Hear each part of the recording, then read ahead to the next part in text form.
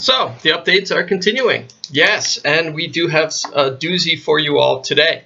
On Monday, I gave you the fantastic news that that the Titans were a go, and that we're looking forward to bringing that to you guys. Today, I'm going to talk about another show that we're in the process of producing, and one request that that the CW and that DC has been getting quite a lot is requests for the Suicide Squad. Now, we're not actually putting together a Suicide Squad show, so I'm sorry. If I've just broke your heart, then hopefully the rest of this video will help to mend that broken heart, at least somewhat. We're giving you the next best thing, which is basically a villain. We are really excited to be bringing you a villain show. We've got lots of heroes. We've got the Legends, who are not quite heroes, but they are kind of heroes because they do the right thing, even though they do kind of play with time a little bit. And then they've got Captain Cold and Heatwave on the team as well. And so, you know, they can be 1 second really cool, and then the next, you never know what they're going to be doing. But they really add a fun element to it.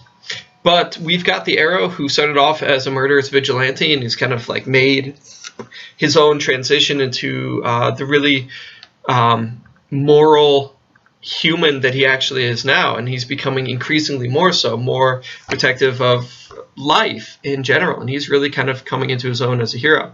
Barry Allen has pretty much always been a hero, pretty much from the get-go, and Supergirl really has a wonderful kind of role model in her cousin, Superman. But she herself is really becoming kind of a powerhouse of moral integrity. She always has been like a sweet girl, but now she's becoming a super sweet girl. I know, it's a horrible, horrible joke. So what exactly are we looking at? We're looking at a villain. And one of the questions that that DC has been throwing around is, what villain would be really compelling? What villain could carry a show on his or her shoulders and really get support from a bunch of fans? One of the greatest things about villains is that they're not good guys. They're moral gray areas. They may believe in something for a little while, and then they're probably going to change their minds.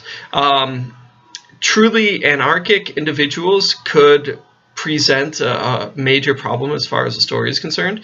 So unfortunately, someone like Anarchy is out of the question, because there's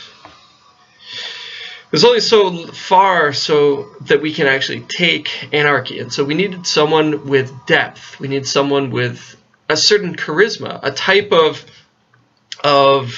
joie de vivre, so to speak, where we want to root them on, where if they get into a fight with the Arrow, we want them to win. We don't want Arrow to win against this villain. But what villain would be compelling enough to actually make us want to do that?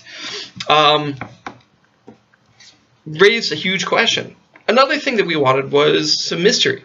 We needed a villain who could be mysterious enough and who had a certain kind of slyness to them that just made you ask, what are we going to get from that individual? Where are they going to go with that? What will they do in this particular situation? Like, if they're thrust into a situation where their own lives are at stake, are they going to sacrifice their own lives just to kill the good guy? Or are they going to do something unexpected, like maybe disarm the bomb and then help the good guy and then do something really bad immediately afterwards? So, as we kind of are telling, the list is slowly narrowing and narrowing and narrowing. We also needed someone who was fascinating and inspiring. Someone who could man up or woman up and really take the burden of responsibility on his or her shoulder. So they had to have some kind of moral integrity as well, which means we couldn't have anyone that is totally and completely and fundamentally mad. So unfortunately, there were a couple people that we had to cut from the list. So, what did that leave us with? Well, you will find out at the end of this video. In any case, with this individual, we've decided to pair them up, at least for the first season, with the Suicide Squad, aka Argus and Task Force X. And because of this, we're exploring avenues that we haven't really been able to see so far in the CW shows, or the CW version of the Suicide Squad. I mean, what really would this group be used for? What kinds of dangerous missions? What kind of compromising situations?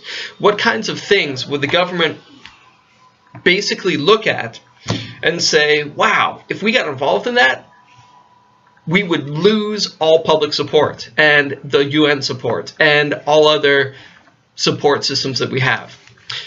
Suicide Squad, you guys go and take care of that. If you die, we had nothing to do with it. Yeah, Suicide Squad. And so it's really kind of a way of, if not actually bringing the Suicide Squad to you all, it's still bringing them to you, at least for part of the season or a full season. I can't tell you exactly how much we're going to see of the Suicide Squad, but they do play a very important factor. Plus, a villain by themselves in a vacuum isn't really compelling. They might be compelling for a little while, but even Tom Hanks in Castaway needed Wilson to talk to. Once Wilson disappeared, the story would have gone downhill really quickly. But because he had Wilson until nearly the end, it all worked out because he had someone to connect with. The Suicide Squad gives our individual that group of people to balance off of.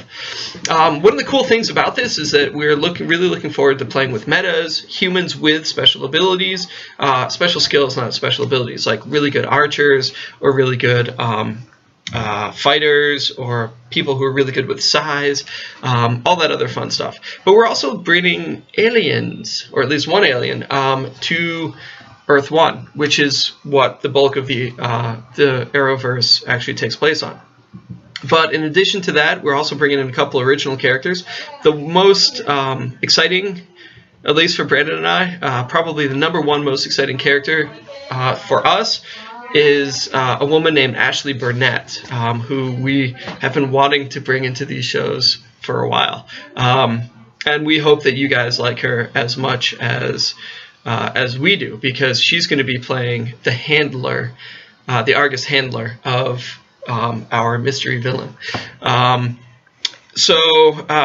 we're going to be having a lot of really fun stuff, and we are super excited about it. There will be some flashbacks in it, because with the character that we have chosen, it is very important to really kind of, what's the word I'm looking for? To really kind of explore the individual's past, because this individual does have a tremendous past. And if you have read our novels, which another printing will be coming out somewhat soon, we'll give you dates soon, but this individual was very, very important in one of those stories. As to which one, I can't tell. However, I can show you this picture right here. Her #1 counterpart is coming out in movie theaters next week. So, or later this week, actually. So, ladies and gentlemen, I give you the Cheetah. I hope you enjoy her adventures as much as we absolutely are going to. So we're really excited about this. Ladies and gentlemen, once again, Barbara Minerva, the Cheetah, is getting her own show.